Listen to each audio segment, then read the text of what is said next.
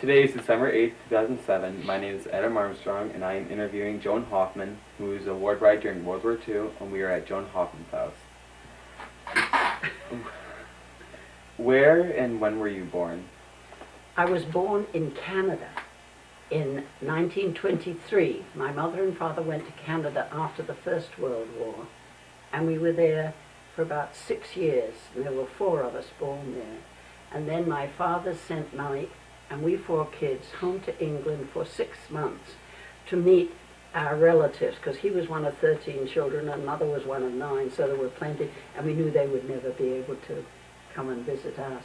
So he sent us, and he stayed back, and we were getting ready to come back to Canada, having visited everybody, when Mother got a cable from Dad saying, "Stay there, I'm coming home."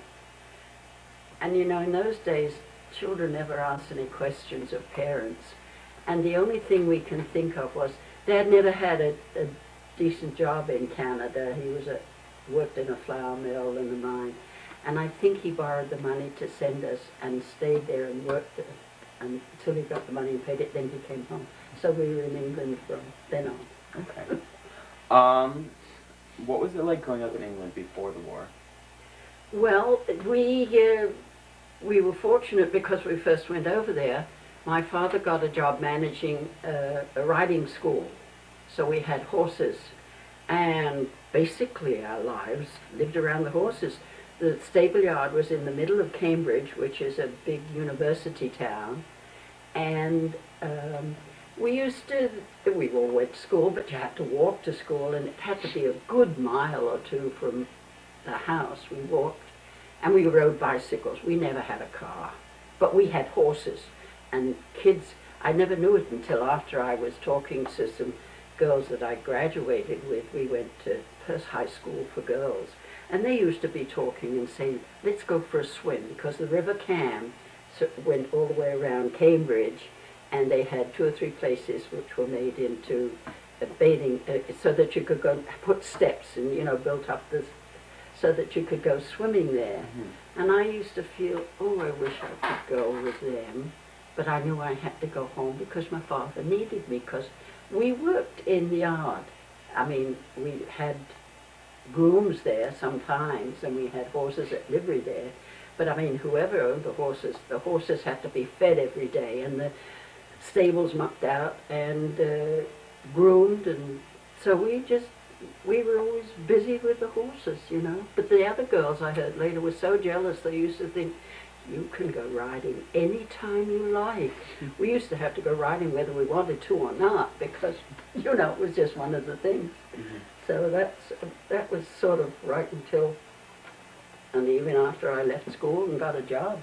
He still would sometimes call me early in the morning, because we had a field that was 2 miles from the house, and we used to turn out a couple of horses there if they'd been working very hard. Let them have a day or 2 in the field where they could just relax. But when he wanted them again, he'd call me sometimes at 4:30 or 5 in the morning and say, "I want you to get up and go and fetch the 2 horses." So I'd walk the 2 miles and get the horses and come back and have breakfast and give the horses to him, and I'd get changed and then go to school. And if I only had 1 horse, I could take it to the field next door, which had a 5-barred gate, which didn't have barbed wire on it. Ours had barbed wire on it. So I could get up on the gate and then get on the horse, because it was, you know, it was bareback. We didn't have to take a saddle or anything. But I have to tell you, it was wartime I'm talking about now. And just up the road from our field, there was a small factory that was making some small article that was necessary for the war. And every morning as I was coming home, I would see these, many dozens and dozens of elderly men, older men, riding their bicycles to go to the little factory further up. And I just saw them and used to say hello. But one time I was starting to lead the 2 horses, and I couldn't get on them, so I was walking them home. And one of the men riding his bicycle said, would you like a leg up? So I said, "Oh, thank you." So he got off his bicycle and put his bicycle down and put his lunchbox down and gave me a leg up, so I didn't have to walk home. Oh. But, you know, I saw them every day. They didn't know who I was, and I certainly didn't know who they were. But it was just nice, you know. Mm-hmm. And you won't believe, but 15 years ago I went back, the last time I went back to England to stay with my sister. And I was taught, she had a group of ladies with her, and I was talking to one of the ladies, and she said to me, "Do you still live in Cambridge?" I said, "No, I married a Yank, and I've just come from the States to visit my sister." So I said, "Do you live in Cambridge?" She said, "No, we live on Mattingly Road." But you wouldn't know that because that's a road that goes outside of Cambridge. I said, "I know Mattingly Road because we used to have a field up there, and my father used to send me up there to get horses when he needed them." She said, "Would you believe when we were living there years ago, we'd be in bed and it would be 5:30 or maybe 5:45, and we'd hear put-cop, put-cop, put-cop, put-cop." And she said, I couldn't understand what that was, so I'd get up and move the curtain and look, and outside, and she said there would be a young girl and a young boy riding the horses, and they would be singing. And they would look, and if they saw me at the thing, they'd wave at me. I said, well, that was me and my brother, because my brother said, if we're awake, everybody should be awake. So we sang loudly. And that's, but what are the chances of meeting a lady, and I've been here 63 years, so I mean, I've been gone from them for 45 years, to meet somebody who actually knew or saw us. Small world. Yes. So, did you say you lived in Cambridge, in England? Yes. Is that where you came over with your father? Yes, I lived in Cambridge, yes. Okay. And Cambridge is in East Anglia, which is a flat part of the country, and there were airfields around, and a couple of them were taken over by the Americans when they came, and the others were run by, but there wasn't too much in the way of entertainment around, so they would bring the GIs in, well, any of the people, our servicemen and that, would be brought into Cambridge in trucks if they had a 48-hour pass.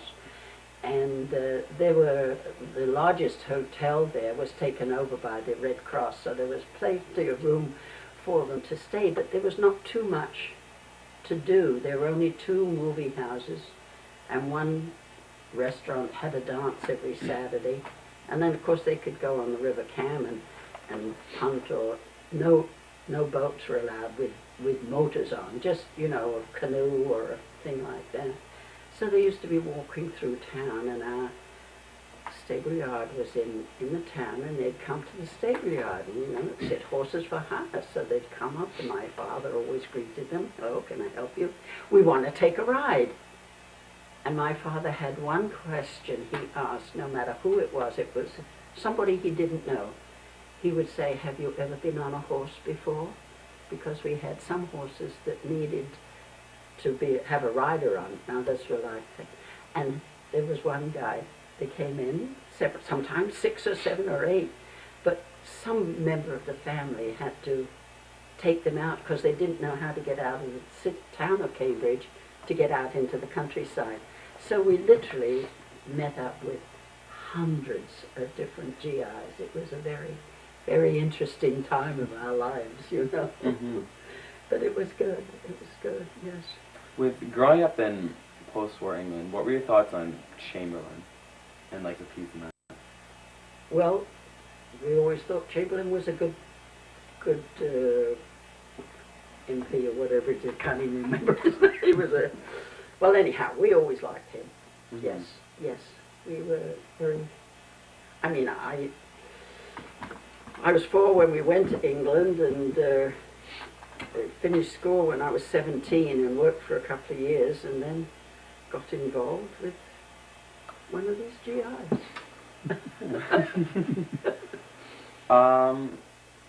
We were happy with it.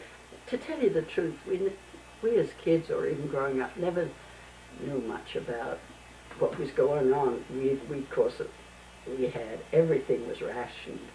I mean, clothes, and the people who had, I want to say the normal people, I don't mean the lords and ladies and everybody that had plenty of money, but those who happened to have a car had to either get rid of them or just leave them, because the gas was rationed, and people couldn't afford it.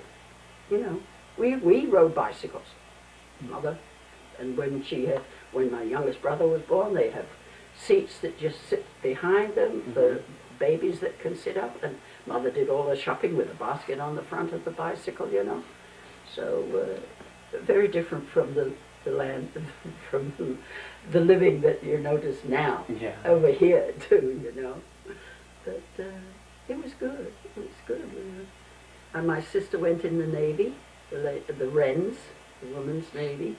And my brother, just younger than me, he was in the Tank Corps, and he was stationed in Italy, and he married an Italian girl and took her home. So they said our family was like the League of Nations, because we... But it was fun. It was fun. It was very good. What did your mother and father do during the war? My mother was a volunteer in the large hotel that was given to the Red Cross, or the Red Cross took over, and there was GIs that stayed there, and she was in charge of the breakfast on Sundays, and she worked with a friend of hers who had a small restaurant, and she would work with her. My father, of course, had the riding school, but during the war he joined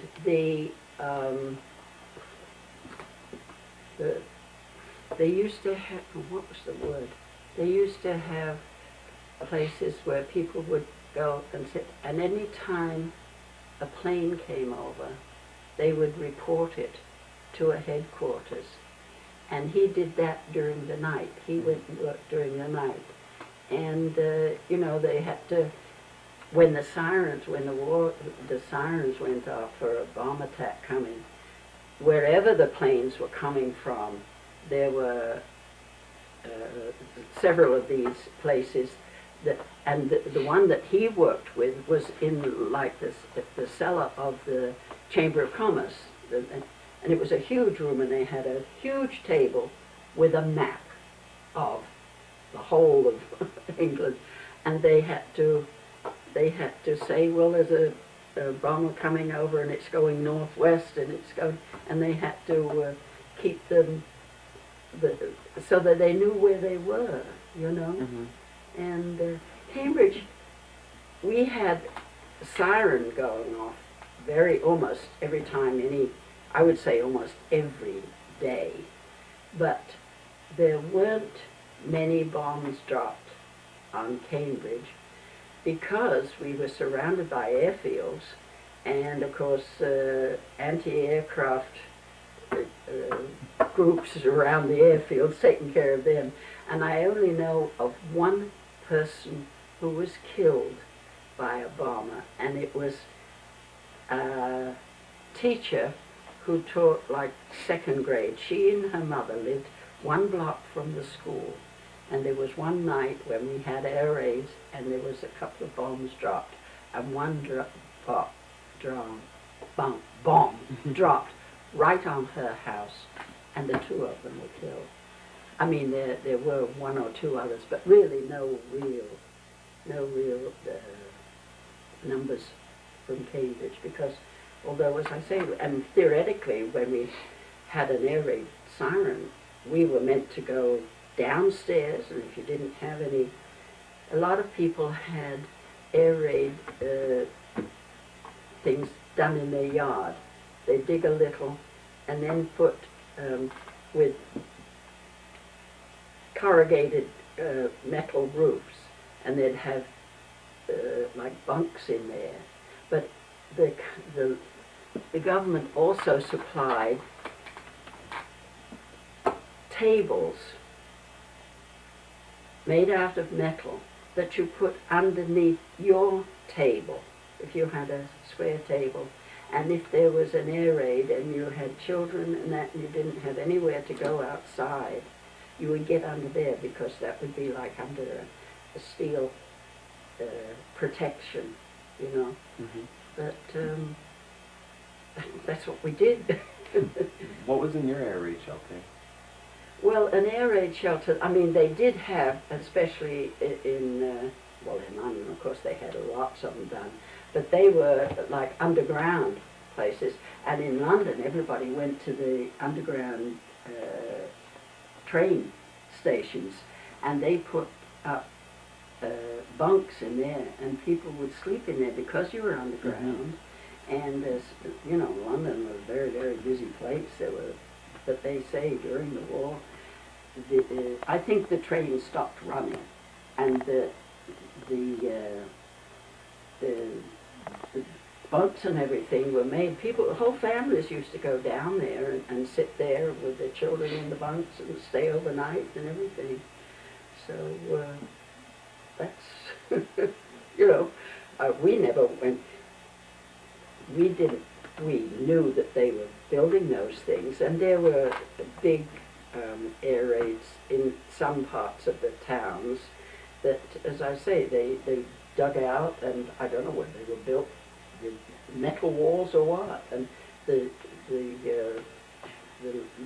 cover, the ceiling was usually corrugated, not corrugated cardboard, but the metal roofs, you know, and anybody could go there. But if you lived there and there was near one, you go. But we didn't have anyone. We used to, well, Father was working, he wasn't there, and Mother was busy, and we just stayed in bed. We didn't really, and because we didn't have many bombs dropped in Cambridge, we weren't, you know, there weren't too many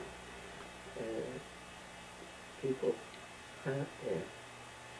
But it was different, very different. Did you ever go to London during the war, or did you guys stay in Cambridge? No, in 1944, I was asked, that the firm that I worked for was Pi Radios, that was outside of Cambridge, and before the war they made radios for everything, cars and, you know, and they were just beginning to make the TVs, but they hadn't started selling them yet. But then they started making radios for tanks or submarines or airplanes. They were doing all war work, and I worked there for some time. And then they said they had an office in London, and they said they really needed someone to go and work in the office because the girls that worked there had evacuated.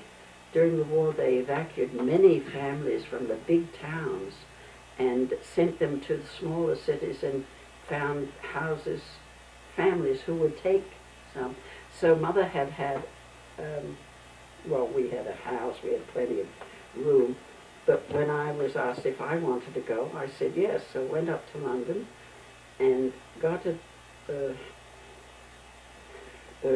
accommodation right near the place where I was going to work, had a woman's hostel for young girls who were going to live in London for the first time. And you could only stay there for 2 years because they figured if you had been in London and had a job and had worked for 2 years, you could have found somewhere else to live. But I didn't know how long I was going to be there, so I got a job there. My bedroom was on the 3rd floor. But every time there was an air raid warning, you had to go down to their cellar. And then when the all clear went, you go back to bed. Well, sometimes you do that 3 times a night, because as the waves of bombers came over, then another siren would go off. And when they had all cleared and there were no more, they'd give the all clear. But then another batch would come. So another girl and I got tired. I said, this is ridiculous, getting up 2 or 3 times at night and then having to go back upstairs. So they had a small air raid shelter in their yard, and it had 6 bunks in there. I said to this girl, I'm going to sleep down there. So instead of going upstairs to our bedrooms, we went and slept there. We could hear the siren, and we could hear the bombs go. But that was the beginning of what they called it was the beginning before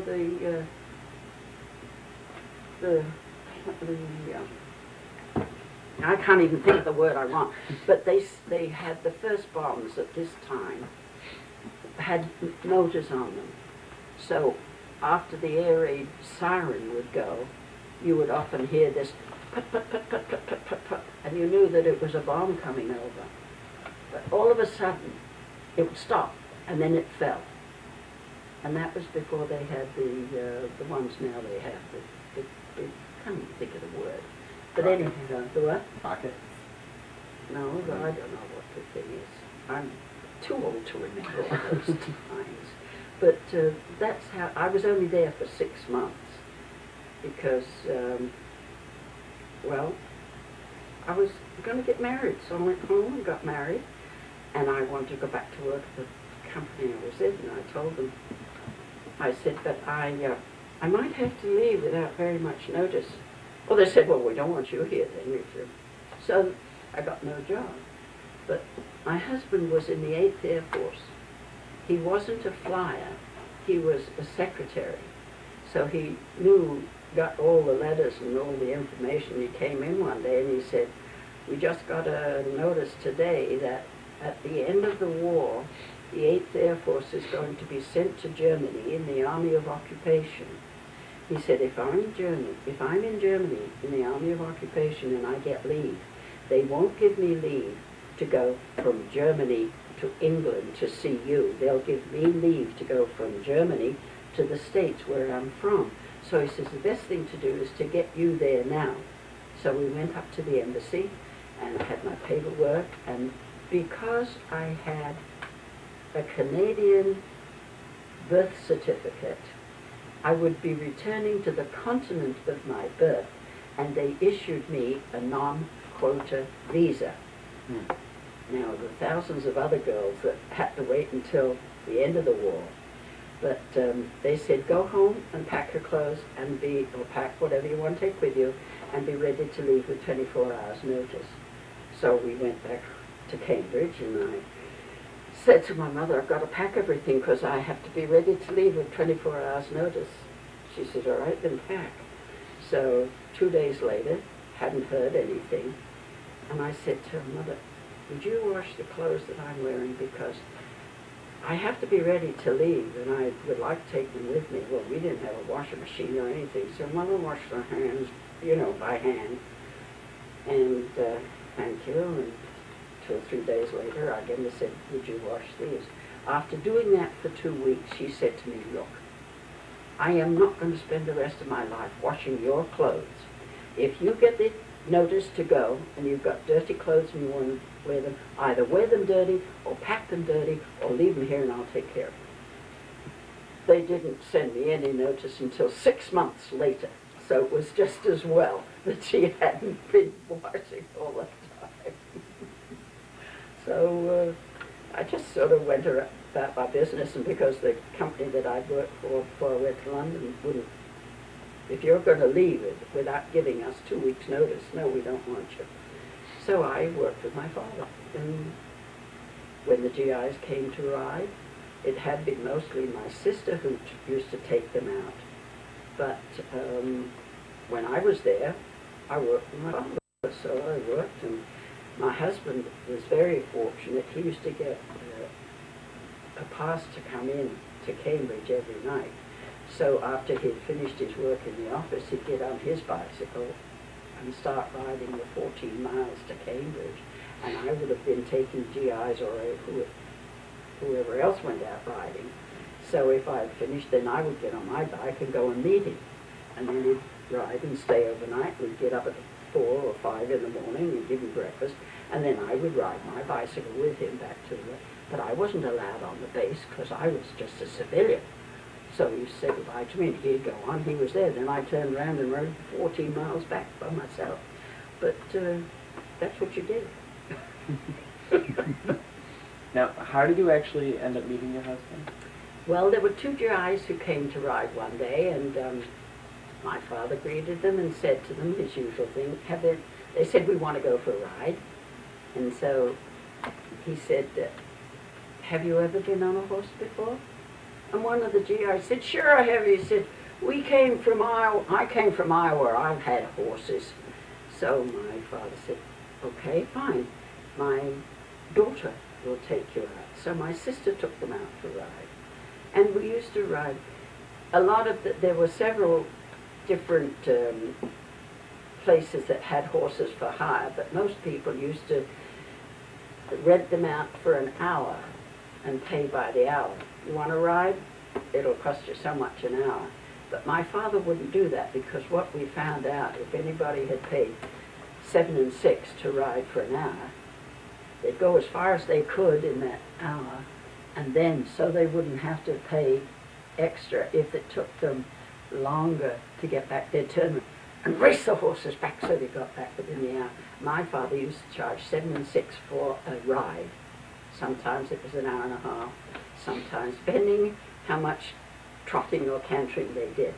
But, so anyway, my sister took those out, and the next week they came again, and she took them out again. And the third week they came again, and she took them out. And they had finished riding and said hello and goodbye, and they'd gone to go back to the field. And my father came to me and he said, look, if those 2 GIs want to ride again, you make an appointment and you take them out. And for heaven's sakes, teach that second one to ride. He's ridden my horses 3 times. He still looks like a sack of potatoes tied in the middle, and I won't let him ride my horse again. He's a disgrace to my yard. So he said, you take them out and teach him to ride. So the next time they wanted to ride, I took them out. And the roads, the streets in the older part of Cambridge were very narrow. You couldn't have horses all over. So in town, you rode in 2s. So when my sister took them out, she rode and had the one guy from Iowa ride with her, and the other guy just rode behind.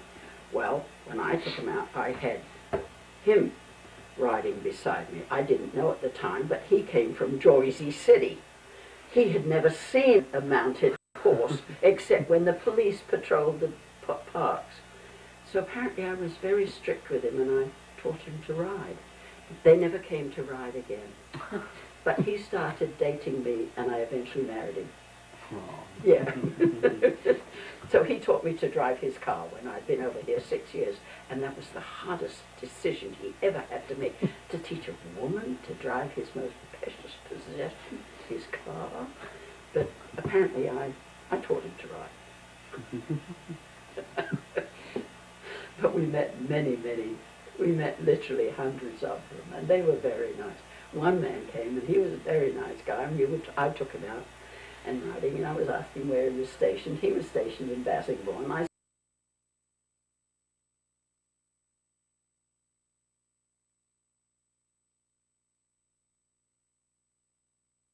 Anyhow, when Albert came in that night, I said, I had one of your GIs riding today, and I took him out, and he had a nice ride. And so 2 days later, he came to me and he said, I was talking to one of the GIs when we were having dinner or something. And he said, he told me, he said, you know, 2 days ago I went into Cambridge and I went for a ride, and I had a wonderful time. It was a very nice girl that took me out, and I'm going back there again. So my husband said, was the girl a blonde or a brunette? He said, oh, the girl was a blonde. So my husband said, the blonde is my wife. Oh, he said, I didn't know that. Oh, he never came back again, that poor guy was. And there was nothing wrong. There's nothing much you can do with them when you're both on horses. You know what I mean? No, he just, we laughed at those things. No, we met many lovely friends, you know. Had a good time. When you were coming over to America after the 6 months, yes, that you found out, how did you come over? We were told we were called by the embassy in London, and on a Saturday they sent a cable, because I was out riding with 4 or 5 GIs, and my youngest brother knew where we went riding, so he came on his bicycle. Joan, you got a cable, you gotta go. So that was Saturday afternoon, and the cable said, report to the embassy in London at 9 o'clock on Monday morning, being prepared to pay your passage and sail. So I packed up and everything, and we went up to London, and we were told, all right, now husband couldn't go. They sent me by train from London to Southampton, which is in the south of England, because that's where the boat was. and we got on board, but my husband wasn't allowed to come to the boat with me, so he went back to Cambridge to say to my mother and father, I've sent her on the way. Well, Mother was, they both liked him, but he said to me afterwards in a letter, it was a little chilly about your father, because somebody had once said to him, Cat, what are you going to do when your daughter leaves you? He said, what do you mean when my daughter leaves me? He said, oh, I'm sorry, I heard she married a Yank. He said, she did marry a Yank. And he said, oh, well, I presumed that he would be going to the States. He said, she married a Yank, but she'll never leave me. So when the time actually came, see, it was a little bit of a shock for him. But we got on board ship, and they pulled the boat from Southampton, and on the southern part of England, the southern coast is there. There's the Isle of Wight, which is right there. Excuse me. Excuse me. And we pulled in and put down our anchor, and we sat on that boat for 5 days before we moved. And when I was complaining to somebody, they said they were assembling the convoy. It was still wartime, and we came in convoy. And although our ship was a small ship, it was the John Ericsson. We were the largest ship in the convoy, but a convoy can only go the speed of the smallest ship. And occasionally we'd see the destroyers or whoever were guiding us or guarding us when we were coming over. But it took us 23 days to get here. And there were no seats on the boat, you know, on the deck. Very, very strict. We had, I was in a cabin with 5 other girls. There were 3 bunks. I got very friendly with one girl, and as I say, we used to walk around the deck. There was nowhere to sit down, but we used to sit on the deck underneath our porthole. And I always take my knitting wherever I go. So I would sit there, and I knitted myself a sweater while we were coming along. The girlfriend beside me said, I wished I'd thought of bringing my knitting. She said, do you have any knitting I could do? I said, yes. I've got more pins and I've got plenty of yarn. I'm making myself a sweater. I'll make the She made the sleeves for me. And there was, we sat there and talked, and we got to know each other well. But again, when we had to ride, whether we wanted to or not, we used to sing, my family and I, my brothers and I. So I said to her, let's sing a song. So we'd sing there, and we'd be sitting there, and the GIs, there were wounded GIs on board. There were 90 brides, and there were 3 of them had babies with them. But there were many, many GIs who were bedridden, and we never ever saw them. They were in the cabins below deck. But there were, quite a few, and they were wounded. One man had lost one arm, and but they were walking around, and but they had nowhere to sit either, so they'd come and sometimes stand there. And they eventually got so they'd sit on the ground, and we ended up having about 30 or 40 of them. Every day, we'd sit under our porthole, and they would sit down, and we'd sing, and they'd sing with us, and we taught them a couple of English songs, and they taught us a couple of American songs, not the kind that you want to sing in church or anything, but just, you know, but we had fun, and it made it interesting, because they would talk to us, and we would talk to them, and it was, in spite of the fact it was 23 days, and it was March. I got on board ship March the 1st, and March the 23rd we pulled into New York Harbor. And it was raining, and it was foggy, and it was cold, and all the GIs said, you wait till you see the New York skyline. It's the most beautiful skyline in the whole world. Well, we really didn't care about the skyline. It was freezing, and it was snowing, and it was miserable. And I said to the girl beside me, I said, I wonder if they said to we girls now, if you want to, you can turn right around and go back home. I said, I wonder how many would go, because I really thought. The thing is, my husband had said, you'll probably be put off at Ellis Island, you know, and I was to go. His sister had written and told him that she would like me to go and live with her, because I had nobody over here.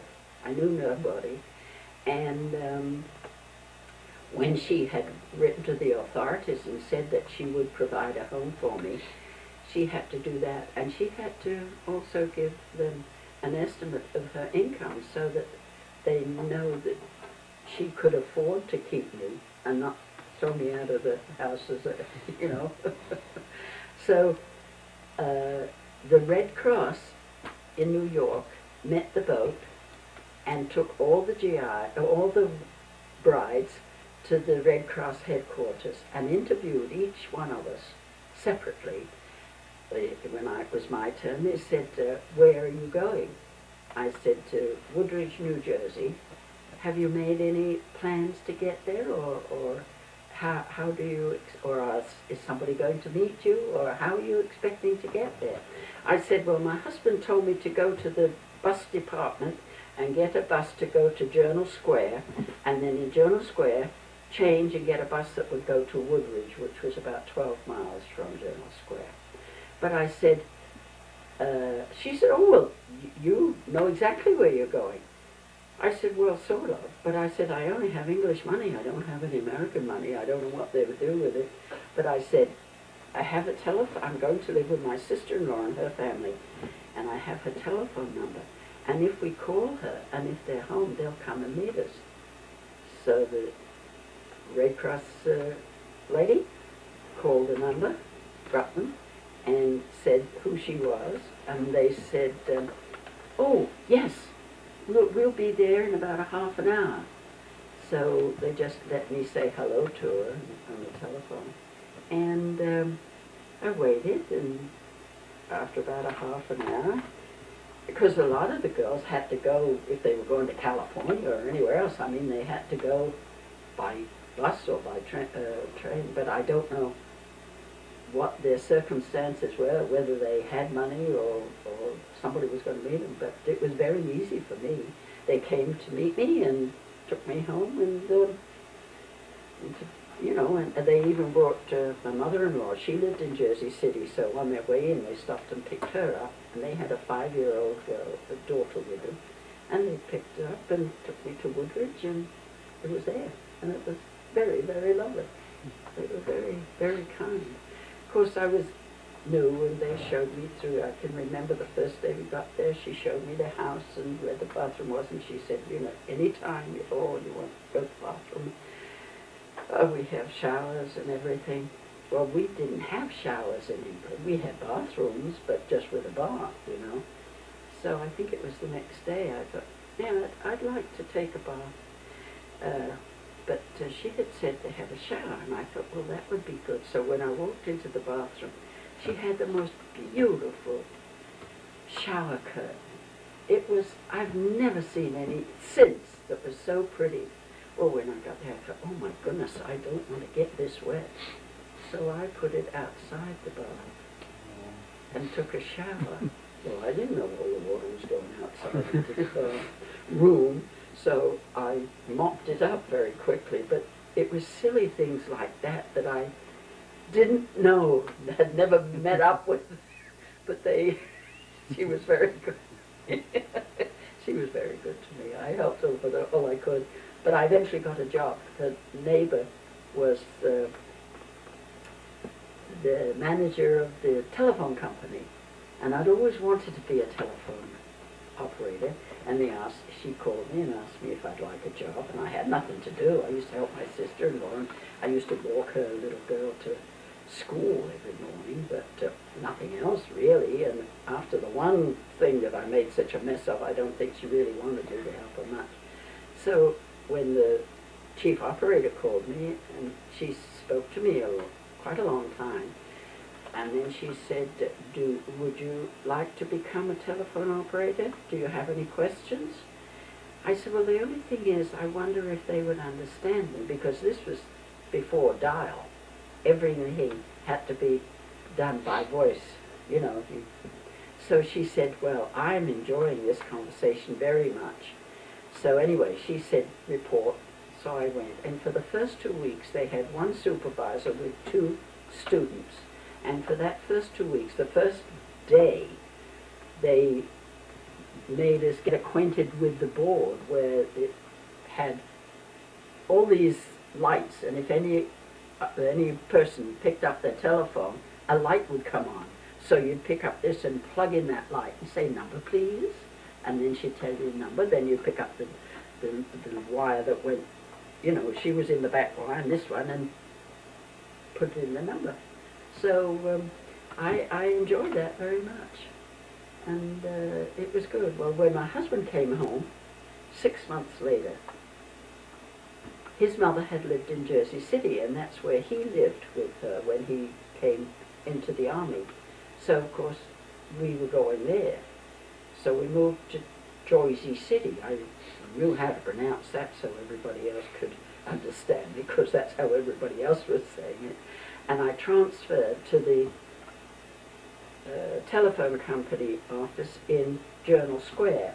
And the first day that I worked, I used to work 5 in the evening till 11 o'clock at night, or 6 to 12, because you got the same wage and even got a night differential to pay you a little more money, because the young girls, they didn't want to work at night. They wanted to be able to go for dates, but I couldn't go out on any date. My husband wasn't around, and it was less time to be without. And of course, when I had the children come along and I was still working, it was easier because Grandma was there. We moved into her apartment.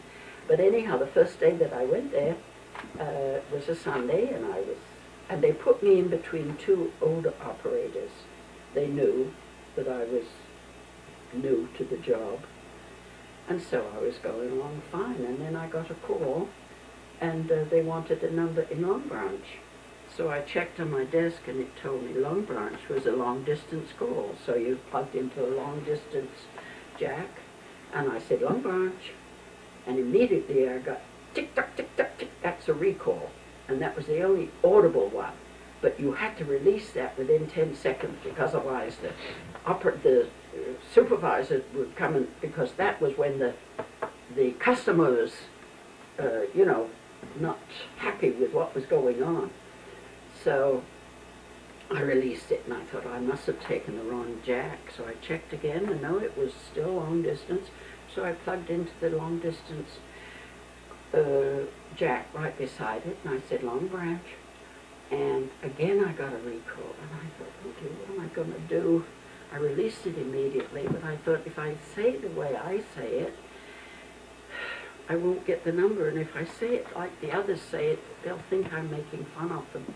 Well, the operator beside me said, let me take this one for you, honey. And she transferred it to her desk, and she plugged into the same jack that I did, and she said, Long Branch! I got it right away. So I said, thank you. We weren't allowed to talk, but I said, thank you. And I thought, what am I going to do if I get another call for Long Branch? Because I'm sure she'll think I'm making fun of her.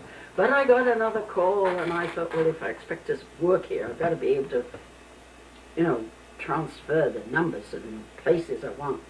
So I took the bull by the horns, and I plugged in, and I said, Long Branch! And got it right 10. But I was very upset. I didn't like the idea of doing that, you know. But hey, it worked out. How was your life in America after the war and everything? Oh, it was very, very different, but I mean, different from the point of view because after my husband came home in 45, and in 46 or 47, I had the first baby, and so I was home. I didn't work after that. Well, yes, when I was pregnant with the first one, I took a 6-month leave of absence from the telephone company, but I was in Jersey City by then, and I had the 6-month leave, and then I went back to work. But again, I only worked 6 to 12 or 5 to 11. So Grandma was there all day, and my husband worked in Colgate's for 35 years, and it was shift work. So one week he'd work 8 to 12, and one week 12 to 8, and the other one days, you know, days, evenings, and nights. So when I was at work, I was only gone for 5 or 6 hours, and all except the time when he worked 4 to 12, he would be there too. So it wasn't any hardship to leave the baby with Grandma because my husband was there. So I did that and had 3 babies born after the first one after the first one, then when he was 4, we had another boy, and when he was 8, we had another one, and that was the end of them. But, and then we moved to the same town, Woodridge, that I had been in when I first came over here, and actually got a house on the same street that his sister lived. So, and when Grandma heard that we bought that house, she said, well, I'm not going to live out there in the sticks. She had 3 or 4 other elderly ladies, and they used to meet once a week at one of their houses and have lunch and go to a movie. But we moved in May, and it happened to be a very hot summer, and the house that we bought was an older house, but it had a screened-in porch all across the front. So she had said right to the time that we moved, I'm not going to live out there, even though her daughter was 4 houses up on the same street. She said, no, I'm not going to live there. But for that summer, it was very hot, and she spent the whole time on the front porch. And all the neighbors, of course, knew of me being there and coming back here with my husband and Grandma, so they would talk to her. And after that, she never mentioned again about going back to Jersey City, where she lived. And I used to take her to the bus, and sometimes I would go with her, and they would let me. And with the first, when he was a toddler, I used to take him too. So, and then, you know, so after a while, she got old and they didn't do that anymore. But she was quite happy. She lived with us for 26 years, so, you know, it was good. As I say, I worked in the telephone company, but I didn't work after that. You know, when we had 2 kids and Grandma was getting older and we had our own house and we had a yard, and I used to grow vegetables and, you know, do all kinds of things like that. But it was very, very good, very nice. And my husband, when he first came home, you know, he took me back to England after about a year. And I had 3 brothers and a sister, so we went to visit all of them. And when we were at one of the gatherings one time, my husband said to them, look, if you would like to come to visit us in the States, please let me know, and I'd be happy to send you a ticket for your flight.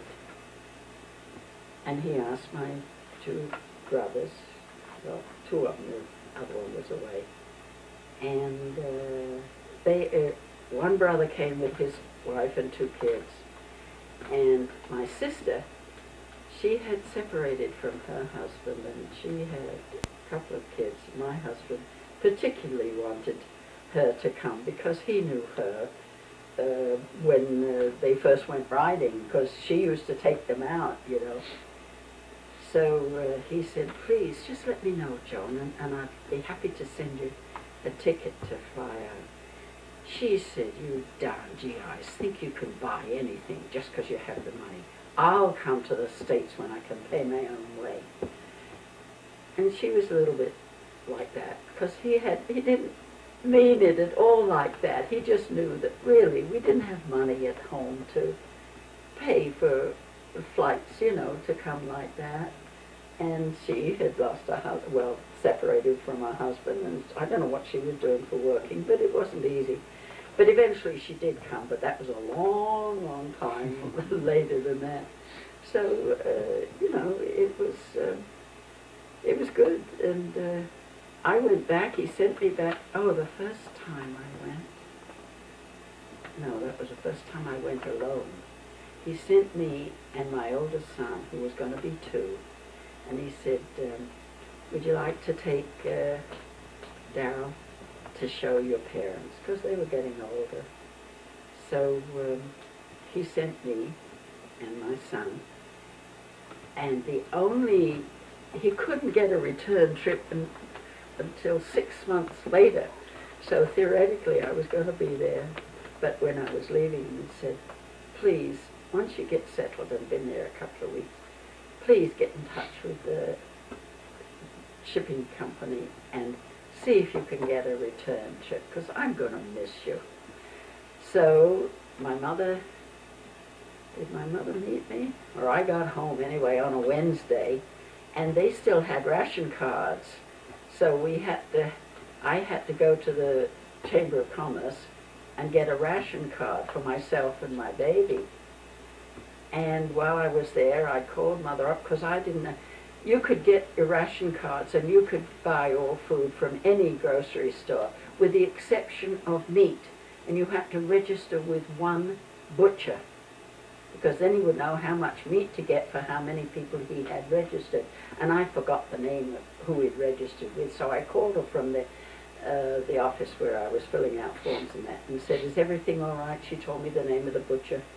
And I said, is everything all right with Darrell? Because I'd left him with her.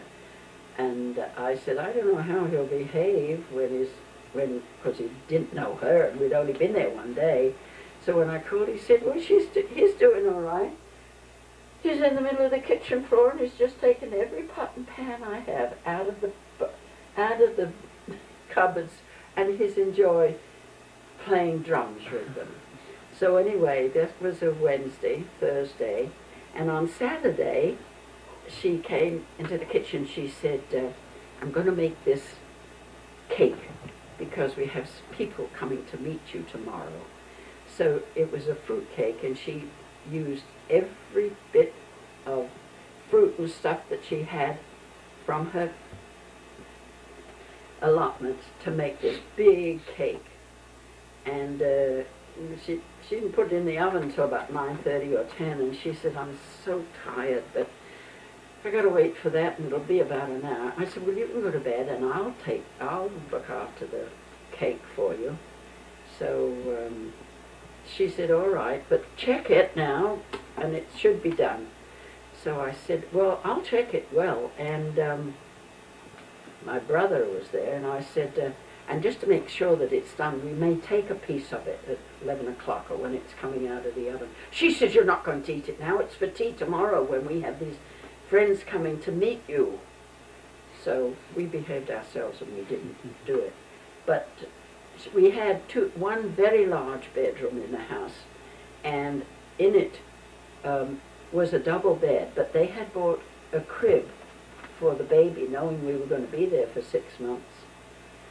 And Darrell woke up crying at 2 o'clock in the morning, 2 o'clock Sunday morning, and I said, oh, I know, I guess he's wet, I'll change him. Mother said, I'm awake, I'll change him.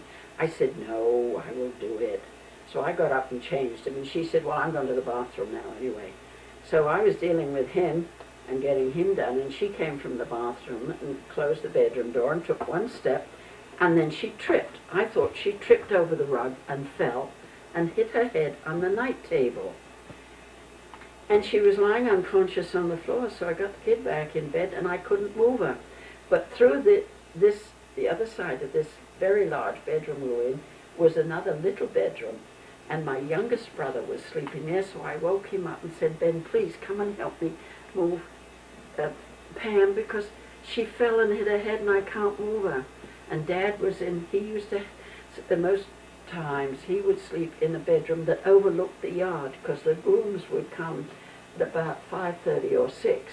And he used to speak to them out of the bedroom window and say, I need such and such a horse for 10 o'clock, and the other 3 will be ready at 3. But they had to go in and muck them out and groom the horses and clean the tack and get them ready for the hours that he was needing them. So we got him, and he helped me put Mother to bed, on the bed. And he called the ambulance, and they took her to the hospital. And the doctor said he thought maybe she had had a slight stroke or something. Years before, now every member of our family rode, and my youngest brother was taught to ride before he was 3. But of all the riding that had been done by my mother and father and 4 kids, the worst accident that ever happened, my mother, we were going down a slight slope in a field, and my mother's horse tripped and fell, and she fell off, and when the horse was getting up, he put his hoof on her forehead, and it slipped right back, and she had a very bad scar from there.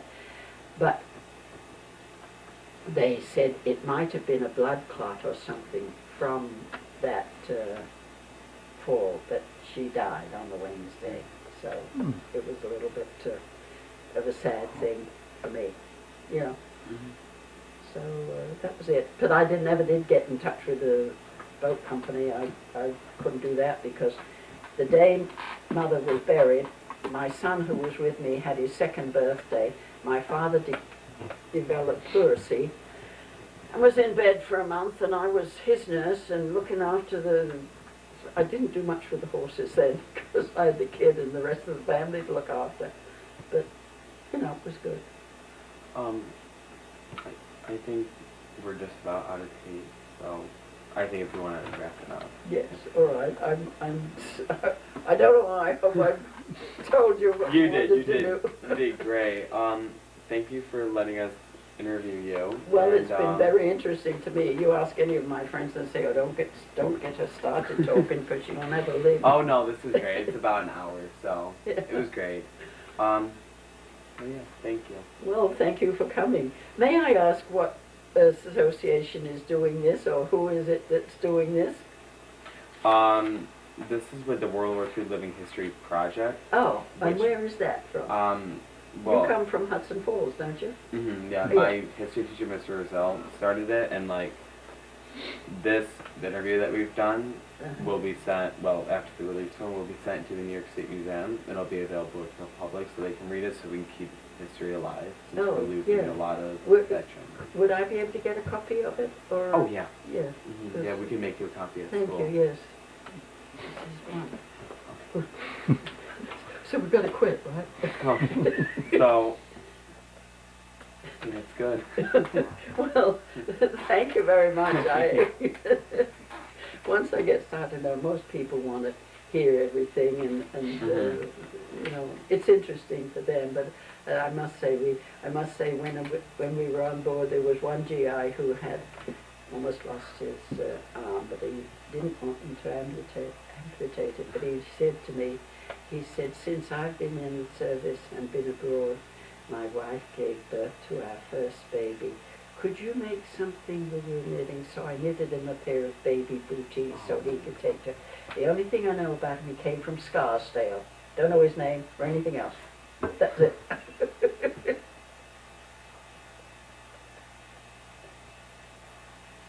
Okay, I think we're done. I think we're done. You can turn it off now. Yeah, you can turn it off. You can turn it off now. As we're like, how many minutes?